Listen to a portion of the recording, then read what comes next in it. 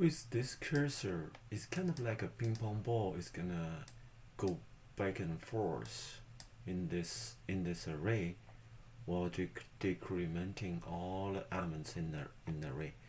To make all the numbers to be 0, we have to make sure the cursor does not stop or ends before the array is full of 0. So to guarantee that, we see this array as a first half and a second half divided by a 0, which is gonna be one of the starting point.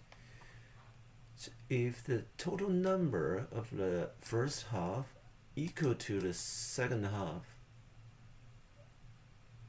we can go either direction, either go left first or go right first. But if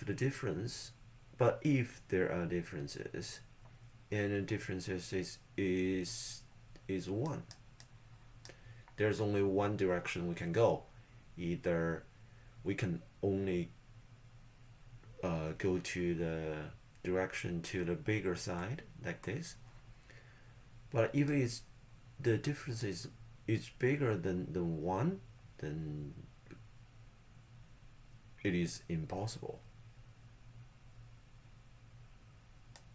So this means 2 directions, 1 directions, 1 directions. That's how we calculate the possibilities or the possible options.